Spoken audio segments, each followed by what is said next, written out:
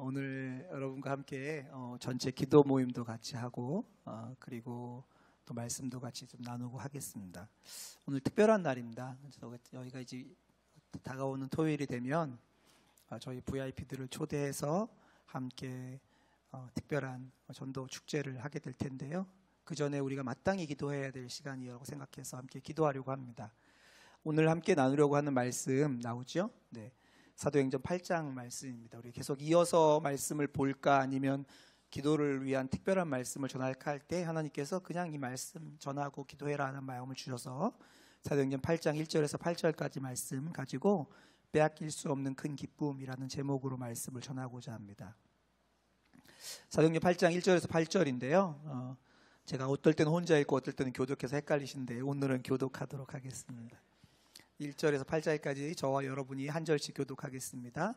사울은 그가 죽임 당함을 마땅히 여기더라. 그날에 예루살렘에 있는 교회에 큰 박해가 있어 사도 외에는 다 유대와 사마리아 모든 땅으로 흩어지니라.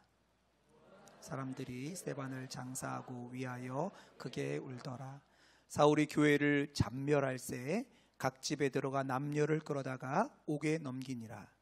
그 흩어진 사람들이 두루 다니며 복음의 말씀을 전할새 빌립이 사마리아 성에 내려가 그리스도를 백성에게 전파하니 무리가 빌립의 말도 듣고 행하는 표적도 보고 한 마음으로 그가 하는 말을 따르더라. 많은 사람에게 붙었던 더러운 귀신들이 크게 소리를 지르며 나가고 또 많은 중풍병자와 못 걷는 사람이 나으니 그 성에 큰 기쁨이 있더라. 아멘. 가끔 하나님 믿고 하나님께 따라가는 삶을 살다가 이런 질문 하신 적 없으세요? 하나님 나한테 왜 그러세요? 이렇게. 아니 저 나름대로는 하나님 나름대로 잘 이렇게 믿고 따라가려고 하는데 왜 나한테는 좀 유독 이렇게 하세요? 이런 생각이 드실 때가 있나요? 근데 이런 질문들은 아주 어떤 특별한 사람들만 하는 질문은 아닌 것 같더라고요. 저는 저기 뭐 이렇게 선교사님들이나 아주 심각한 사별이나 어려움들을 겪었던 분들만 하는 이야기인 줄 알았더니 제가 목회를 하면서 알게 된 건 거의 대부분의 사람들이 이런 질문들을 하고 있는 것 같습니다. 사실 오늘 본문이 이런 질문을 드리기에 딱 좋은 형편 가운데 있어요. 오늘 본문은 우리가 지난주에 살펴보았던 것처럼 스데반이 그가 전했던 메시지로 인하여 성령 충만한 결과로 인하여 사울이 보는 앞에서 큰 돌에 맞아서 죽게 된 바로 그 다음 사건에 이어집니다. 그냥 죽게 되는 게 아니고요. 거의 뭐라 그러죠? 시체가 남겨지지 않을 정도의 돌에 맞아서 다 짓이겨진 상태로 죽임을 당하고 난 다음이에요. 오늘 본문 1절은 그래서 이렇게 시작합니다. 사울은 그가 죽임 당함을 마땅히 여기더라. 그날에. 언제예요? 스데반이 죽던 그날에 예루살렘에 있는 교회에 큰 박해가 있어 사도 외에는 다 유대와 사마리아 모든 땅으로 흩어지니라. 그러니까 그 사람들이 그날 스데반을 돌로 쳐 죽인 것으로 멈추지 않았어요. 그것으로 만족하지 못해서 각 예수 믿는 사람들을 찾아가서 그들에게 굉장히 심각한 일들을 하기 시작했습니다. 그게 어떤 일인지 정확하게 나와 있지 않지만 어느 정도로 심각하냐면 사도 외에는 다 흩어지는 일로 이어지게 되어집니다. 큰 박해가 있었고 흩어짐이 있게 되어집니다. 제가 선교지에 있다가 저희가 어려움을 만나서 선교지를 떠나올 때 5일 정도 안에 떠나 나왔습니다. 그건 굉장히 빨리 철수한 거예요. 그런데 여기는 뭐라 그러냐면 그날에 큰 박해가 있었고 그들이 모든 땅으로 흩어졌다고 하니까 아주 심각하게 내쫓기듯이 큰 박해로 인해서 흩어지게 된 것입니다. 이것은 정말로 좋은 그림이 아니에요. 아주 험악하고 답답한 그림입니다. 그리고 2절 말씀 이렇게 기록되어 있습니다. 경건한 사람들이 스데반을 장사하고 위하여 크게 울더라. 아주 큰 슬픔이 교회에 찾아왔습니다. 성령 충만하여 하나님 앞에 하나님의 마음을 가진 대로 전했던 결과가 뭐냐면 아주 큰 어려움을 만나고 두 번째가 뭐예요? 그래서 흩어지고 세 번째가 뭐예요? 큰 슬픔 오는데 그게 누구에게 있었냐면 경건한 사람들이 크게 울었다는 거예요. 아니 하나님을 잘 믿었는데 하나님을 잘 섬겼는데 나타난 결과가 뭐냐면 큰 슬픔이에요. 말할 수 없는 눈물이 일어나게 된 것입니다. 어떻게 이럴 수 있죠? 이러면 질문할 만하죠. 하나님 저한테 왜 이러세요? 이런 생각이 들만 하잖아요. 혹시 이런 일들을 경험하거나 이런 일들에 대해서 들어보신 적이 있으신가요? 적지 않을 수 있습니다. 성경도 이것을 이렇게 이야기하고 있습니다. 그리고 그 일로 인해서 3절에 사울이 교회를 잔멸할세, 완전히 남아있는 한 뿌리채 다 뽑아서 없애버리려고 해서 어떤 일을 했냐면 각 집에 들어가서 남자 여자를 구분하지 않고 끌어다가 옥에다가 넘깁니다.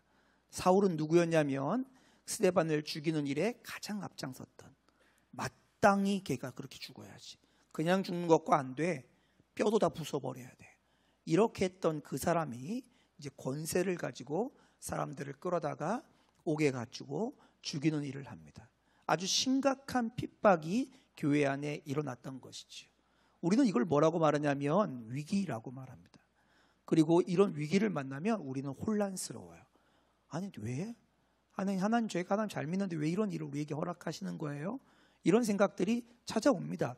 예수 잘 믿었는데 예수 잘 믿은 결과가 실직이고, 예수 잘 믿었는데 예수님 따라 살아갔던 결과가 병듦이고, 예수 잘 믿었는데 예수 잘 믿은 결과가 위기를 만난 거라면 그런 생각이 들지요.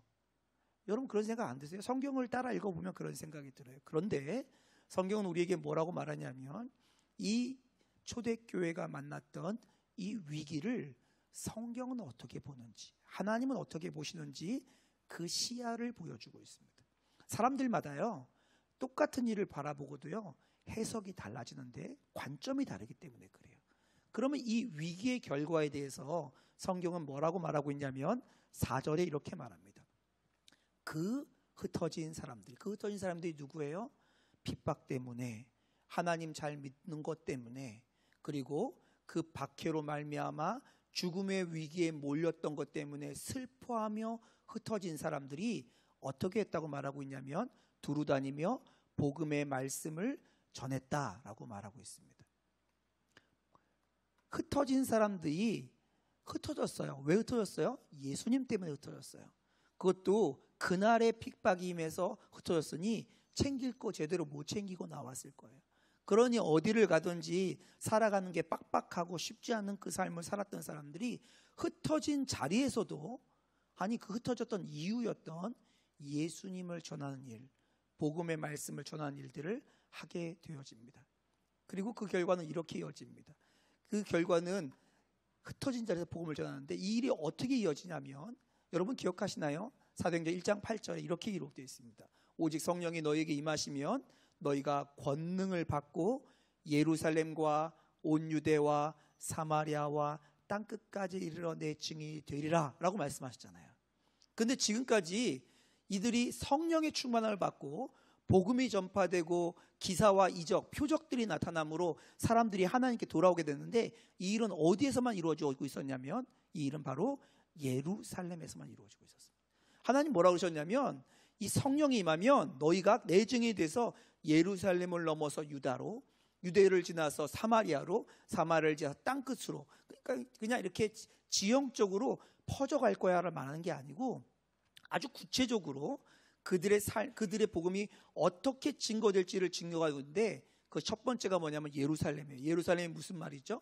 같은 동질 문화의 동질 언어를 가지고 있는 사람입니다. 거기다가 그들이 아주 익숙한 터전을 있던 자리, 그리고 유대는 뭐예요? 동질 문화의 동질 언어인데 지역을 넘어가는 거죠. 사마리아는 뭐죠? 사마리아는 같은 언어를 쓰긴 하는데 상종하기 싫은 사람들이에요. 같은 민족이긴 한데 절대로 상대하기 싫은 사람들이 사마리아였습니다. 사마리아는요 사실 이스라엘 사람들이긴 했는데 그 아수르의 침략을 받아서 그 끌려갔던 사람들이 당시의 이방인들과 이렇게 결혼함으로 말미암아 피부 색깔이 바뀐 사람들, 피가 더럽혀진 사람이라고 생각했던 사람들이 사마리아입니다. 이 사마리아의 땅끝까지 이르되 증인이 되도록 했는데 이 일이 언제 이루어지냐면 이때 이루어집니다. 핍박을 받아서 흩어지며 이들이 각국으로 흩어지게 되는데 거기서 하나님 말씀을 전하게 되죠. 이 일에 대하여 이제 그 뒤에 한 가지 이야기를 들려줍니다. 그때 많은 사람들이 흩어져서 갓 흩어진 곳에서 하나님의 말씀을 전했는데 그 중에 샘플 하나를 이제 우리에게 소개하는 장면이 바로 그 뒤에 나옵니다. 샘플은 어떤 샘플이에요? 써보고 좋으면 쓰라는 거죠, 그렇죠? 하나님께서 우리에게 그렇게 흩어졌던 사람들의 샘플을 한 명을 등장시키는데 그 사람의 이름이 빌립입니다. 이 빌립이 어떤 일을 했는지 그 뒤에 나오는데요. 빌립의 이야기를 좀 보겠습니다. 8장 5절부터 볼게요. 빌립이 사마리아 성에 내려가 그리스도를 백성에게 전파하니. 빌립이 어디로 갔다고요? 드디어 사마리아 성으로 갑니다. 조금 전에 제가 사마리아 성은 어떤 곳이라고 했어요? 상종하기 싫은 사람들, 절대로 상종하면 안 되는 사람들. 차라리 내가 개나 고양이한테 차려주지 내가 너는 안 해, 이럴 대상 정도 되는 정말 원수 같았던 사람들이 사마리아인데 이 사마리아 성으로 내려가서 그리스도를 백성들에게 전파하고 6절 7절입니다. 무리가 빌립의 말을 듣고 행하는 표적도 보고 한 마음으로 그가 하는 말을 따르더라. 많은 사람에게 붙었던 더러운 귀신들이 크게 소리를 지르며 나가고 또 많은 중풍병자와 못 걷는 사람이 나으니. 어떤 일이 그곳에서 일어나냐면 더러운 귀신이 쫓겨나고 그 다음에 병자들이 낫는 일들이 일어나게 되어집니다. 이게 언제 일어났던 거죠? 처음 예루살렘 교회에 성령이 임했을 때 일어났던 일들이 사마리아 땅에도 일어나게 되어집니다. 우리는 이걸 뭐라고 부르죠? 이것을 표적이라고 불러요. 그래서 무리가 빌립의 말을 듣고 행하는 표적도 보고할 때 이 표적이 일어난 거죠. 그리고 이때 뭐가 있었냐면 그리스도를 전파하는 일이 일어납니다. 그러니까 빌립이 가서 사마리아 성에 있을 때 무슨 일이 있었냐면 하나님의 말씀을 전파하는 것과 하나님의 말씀 전파와 함께 하나님의 하신 일들이 나타나게 되어집니다. 그리고 그 결과가 뭐냐면 그 결과가 무리가 한 마음으로 빌립이 전하는 말을, 복음을 따르는 일로 일어나게 됩니다. 그리고 나서 8절을 아주 의미심장하게 마치는데, 의미심장하게 어떻게 마치냐면 8절 이렇게 마치게 됩니다. 그 성에 큰 기쁨이 있더라, 이렇게 마칩니다. 처음 시작은 어떻게 시작되었죠? 큰 핍박이 일어났고, 그리고 그 핍박으로 말하면 흩어지고 경건한 사람들이 우는 일들이 일어났던 것이 오늘 8장의 시작입니다. 사람들이 끌려가요. 여기서 같이 예배드리고 있는데 갑자기 문이 쾅 열리면서 막 총을 쏘면서 들어와서 이리 와 하고 머리를 잡아다가 끌고 가는 일들이 제 옆에서 우리 속원들 가운데 우리 속장님이 끌려가는 일들이 일어난 거죠. 그리고 그것은 경건하게 하나님을 사랑하는 사람에게 큰 슬픔이었습니다. 눈물이었습니다.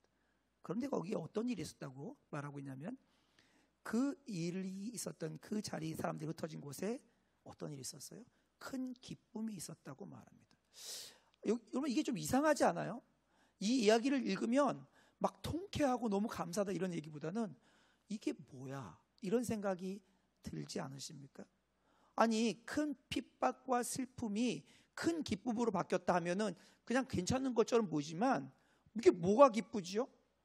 아니, 집 다 뺏기고 거처 다 잊어버리고 흩어진 사람들이 기쁠 일이 뭐가 있어요? 여러분, 근데요, 이 사람들이 큰 기쁨이 있다고 하는데 이 기쁨의 이유가 뭐예요? 예수 믿어서 기쁜 거예요. 근데 지금 어떤 일이 나오고 있어요? 예루살렘에서는요, 그 예수 믿는 사람들 다 죽임당하는 일들이 일어나고 있는 거예요. 그걸 지금 이 사람들이 믿고 기뻐한다는 게 말이 되나요? 말이 안 되잖아요. 얼마 전에 몇 년 전만 해도요, 제가 몇 년도인지 2000년도 12월 달에 코로나에 감염됐어요. 여러분들 기억하시는지 모르겠는데 2000년도면요 코로나에 감염되면 거의 죄인 취급을 받았습니다. 제가 저희 교회에서 1번 감염자예요. 저희 교회 사역자 1번 감염자예요. 제가 그때 교회에 나왔다가 집에 갔는데 이상해서 검사해봤는데 감염됐다는 게 확정됐을 때 제가 제일 두려웠던 게 뭔지 아십니까? 저 때문에 교회 문 닫을까 봐. 그때 어떤 일이 있었냐면 신천지에서 코로나 감염자 나와갖고 신천지가 완전히 그냥 매장되는 일이 있었거든요. 선한 목자 교회에서 이응모 목사가 감염됐다고 하면서 선한목자교회가 완전히 매장되는 일을 겪을까 봐 얼마나 두려웠는지 몰라요. 그래서 제가 감염된 게 두려운 게 아니고요, 나 때문에 한 명이라도 전염됐을까 봐. 그래서 제가 이제 감염되고 나서 제 주변에 있는 모든 사역자들이 이제 다 검사 받으러 갔어요. 그러고 나서 카톡이 올리기 시작합니다. 저는 음성 나왔습니다. 제가요, 그 음성 나왔습니다, 그 카톡 하나하나를, 제가 카톡을 잘 안 보거든요. 그때는 카톡이 나올 때마다 하트를 눌렀어요. 할렐루야. 할렐루야, 음성입니다. 저 한 명으로 족합니다. 그 당시엔 그 정도로 코로나 감염되는 게 거의 죄악시대던 시죠. 근데 이때는요, 예수 믿으면 어떻게 된다고요? 끌려가서 죽임당해요. 그런데 어떻게 했다고요? 큰 기쁨이 있었다고요. 여러분, 이걸 이해하는 게 되십니까? 다른 사람 다 죽었는데 난 안 잡혔더라, 그래서 기뻤더라, 이것도 이해가 안 가고 도대체 이게 어떻게 기쁠 수 있는 일이죠? 여러분, 여기에 대해서 성경은 우리에게 아주 명확하게 이야기해 주는 것이 있습니다. 성경은요, 이 이야기를 우리에게 그냥 이때 그런 일이 있었다고 말한 게 아니라 예수님이 이런 일이 있을 거라고 말씀해 주셨어요. 요한복음 16장 22절입니다. 지금은 너희가 근심하나, 예수님이 이제는 떠나갈 걸 말씀할 때 이렇게 말씀하세요. 지금은 너희가 근심하나 내가 다시 너희를 보리니 너희의 마음이 기쁠 것이요 너희 기쁨을 빼앗을 자가 없으리라. 이게 주님이 주셨던 약속이에요. 사람들이 죽어나가요. 빼앗길 것을 다 빼앗기고 자기의 자격들이 상실되어져요. 그런데 어떤 일이 일어난다고요? 그럼에도 그들의 기쁨을 빼앗을 수 없게 되는 일이 일어난다는 거예요. 똑같은 일이, 이 약속이 그대로 이루어진 것이 바로 사도행전의 8장의 말씀입니다. 이들은 뭐가 기뻤던 걸까요? 처음에는 병 나은 게 기뻤겠죠. 근데 병 나았더니 감옥 가야 된대요. 그러면 기쁠까요? 그러니까 병 낫거나 귀신이 떠나가는 걸 기쁜 게 아니고요, 그 안에 그것과는 비교할 수 없는 무언가가 그들 안에 가득하게 된 거죠. 여러분, 여기서 우리가 한 가지 주목해야 할 게 뭐냐면, 어떻게 그렇게 죽임당하고 흩어졌던 사람들이 흩어진 자리에서도 자기가 흩어졌던 이유였던 예수 그리스도의 복음을 전할 수 있었을까요?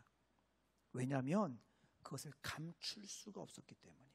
그러니까 이 사람들은 어떤 사람들이었냐면, 쫓겨난 사람이긴 하지만 나는 죽고 예수로 사는 사람이었어요. 정말 예수 그리스도를 만나고 보니까 도대체 내 안에 계신 예수님을 감출 수가 없는 거예요. 내 안에 살아계신 그 예수님이 감춰질 수가 없는 거예요. 그래서 어디를 가든지 죽을 위험에 있음에도 불구하고 그 예수님이 나눠지게 되는 거죠. 그저 예수로 사는 삶, 예수로 사는 사람이 된 거예요. 그러니 그런 환경에서도요, 큰 기쁨이 가득했던 거죠. 여러분, 우리 안에 기쁨이 없는 거요, 환경 탓 아닙니다. 우리 안에 감격과 감사가 없는 것 환경 탓 아니에요. 실제로 우리 안에 빼앗길 수 없는 기쁨을 약속하셨는데, 그건 누구만 누리게 되냐면 예수가 마음에 가득한 사람만 누리게 됩니다. 제가 한 달에 2번씩 구치소에 갑니다. 한 달에 2번씩 구치소에 가서 재소자들과 함께 앉아서 성경 공부 모임을 해요. 거기는 형이 집행된 사람들이 앉아 있습니다. 지난주 금요일에도 구치소에 가서 함께 형제들과 함께 이렇게 성경 공부 모임을 하는데, 제가 너무 큰 은혜를 받고 왔어요. 목사님, 저는 어떤 죄 때문에 죄가 확정됐습니다. 그리고 저는 사회에서 매장됐습니다. 모든 사람들, 제가 가졌던 모든 관계와 제 일터와 그리고 제 관계들은 다 끊어져 버리고 저는 모든 것을 잃어버리고 이곳에 들어왔습니다. 그런데 그때도 저를 붙잡아준 저의 부모님이 계셨어요. 그런데 말씀을 공부하다 보니까 제가 이렇게 버림받고 사회에서 매장된 사람임에도 저희 부모님처럼 저를 한 번도 떠나지 않으시는 예수님이 계시다는 걸 알게 됐어요. 그래서 저는 너무 감사합니다. 교도소에 갇혀 있어요. 자유를 박탈당했어요. 형이 경감된 것도 아니에요. 그런데 그 주님으로 죽고 주님으로 사는 삶을 살고 보니까요, 그 기가 막힌 절망이 감사로 바뀌게 되는 거예요. 여러분, 이것이 그리스도를 믿는 기독교의 본질이에요. 이것이 본질이에요. 사실 초대교회가 사도행전 8장에서 만난 것은요, 막을 수 없는 슬픔과 위기였습니다. 그냥 딱 보여준 게 그거예요. 핍박, 흩어짐, 슬픔. 막을 수가 없어요. 그러니까 막을 수가 없으니까 어떻게 했어요? 흩어졌죠. 막을 수가 없으니까 흩어졌어요. 그들에게는 절망스러운 일이었습니다. 그런데 그런 절망조차도요, 그들을 막지 못했습니다. 그런 절망조차도 그들이 하나님의 손에 붙들려서 하나님의 영광을 드러내고 기쁨을 전하는 것을 막을 수가 없었습니다. 이 막을 수 없는 슬픔과 위기가 나는 죽고 예수로 사니까 어떻게 바뀌냐면 빼앗길 수 없는 큰 기쁨으로 바뀝니다. 여러분, 이때 하나님이 사용하신 샘플이 누구였는지 기억하십니까? 빌립이에요. 여러분, 빌립은 12 제자 중에 한 사람이 아닙니다. 그 당시 예루살렘 교회의 담임 목사가 아니에요. 사역자가 아니었어요. 그는 그저 빵을 과부들에게 나눠주는 위해서 뽑혔던 7 집사 중에 한 명이었습니다. 바로 조금 전에 그 집사 중에 한 명인 스데반이 죽었어요. 그러니까 제일 죽기 다음 타겟이 누구예요? 빌립이에요. 근데 그 빌립이 하나님이 쓰시는 가장 중요한 샘플로 등장하게 됩니다. 그리고 큰 기쁨을 나타내는 하나님의 가장 자랑스러운 도구가 되어집니다. 오늘 이 말씀이 저와 여러분에게 붙잡아지길 원합니다. 여기 서 있는 목사가 하나님이 자랑스러워하는 샘플이 아니었어요. 바로 여러분들이에요. 그저 예수 그리스도 믿고 나는 주님이 좋아요. 그저 그 마음뿐이에요. 저는 작은 자에 불과해요. 근데 그냥 주님이 좋아요 라고 고백했던 우리 찬양의 고백처럼 고백드렸던 빌립, 그 빌립이 하나님의 그 큰 고난과 슬픔 가운데 탁 들어서 너 봤니? 내 아들 봤니? 하고 자랑하시는 하나님의 샘플이었습니다. 그리고 그를 통하여 큰 기쁨이 아무도 찾아가지 않는 사마리아 성에 전달되어지는 하나님의 통로가 되었습니다. 하나님, 저는 오늘 이 말씀 묵상할 때 하나님께서 저희를 통해서도 그 일을 이루기를 원하신다고 믿어졌어요. 여러분, 우리가 정말 그렇게 될 수 있을까요? 이 말씀 들으면서 엄청 부담스럽다 이렇게 생각하시는 분이 있을지 모르겠지만, 이 사람들은 어떤 사람들인지 기억하십니까? 슬픔을 가지고 자기의 거처에서부터 도망갔던 사람이에요. 그러니까 우리랑 다를 게 없어요. 무섭고 두렵고 도망가고 싶고 할 수 있는 게 아무것도 없는. 근데 그 사람들을 통하여 하나님께서 하나님의 교회가 약속하신 대로 예루살렘과 온 유대와 사마리아로 퍼져가는 하나님의 통로로 삼아주셨습니다. 그렇다면 오늘 우리를 통해서도 하나님 그 일을 이루실 줄 믿습니다. 오늘 우리 시간 같이 한번 기도하는 시간을 먼저 갖고 계속해서 우리 기도 모임을 가지려고 합니다. 이 시간 함께 기도할까요? 함께 기도할 때 하나님, 저는 무서운 일이 터지면 도망갈 수밖에 없는 자이고, 하나님, 어려운 일이 만나지면 큰 슬픔 앞에 눈물 흘리는 자이고, 핍박이 있으면 어쩔 줄 몰라 하는 자에 불과하지만, 주님, 저가 예수님으로 사는 일만큼은 할 수도 있을 것 같아요. 주님, 저를 그렇게 사용해 주세요. 이 땅을 살지만 나는 죽고 예수로 사는 그 삶, 예수님으로 나를 다스리시고 예수님으로 나를 통하는 그 삶, 하나님 저로 살게 해주세요. 어디를 가든지 누구를 만나든지 결과가 어떻든지 주님, 나를 통하여 일하시고 역사해 주세요. 이 시간 먼저 함께 기도하는 시간 갖도록 하겠습니다. 함께 기도합니다. 하나님 아버지, 우리를 그렇게 사용하여 주시기를 기도하고 소망합니다. 하나님, 우리의 삶 가운데 하나님 주인 되어 주소서. 하나님, 나는 계속 실패하고 도망가고 두려워하고 하나님 앞날을 계산하고 여기서는 살 수 없어 하며 주저하는 자에 불과하오나, 그러나 내 안에 살아계신 예수 그리스도께서 나를 통하여 사시면 그 어떤 것도 빼앗을 수 없는 기쁨, 그 어떤 것도 무너뜨릴 수 없는 기쁨 가운데 있는 줄 믿습니다. 하나님, 우리를 사용하여 주옵소서. 하나님, 우리를 사용하여 주소서.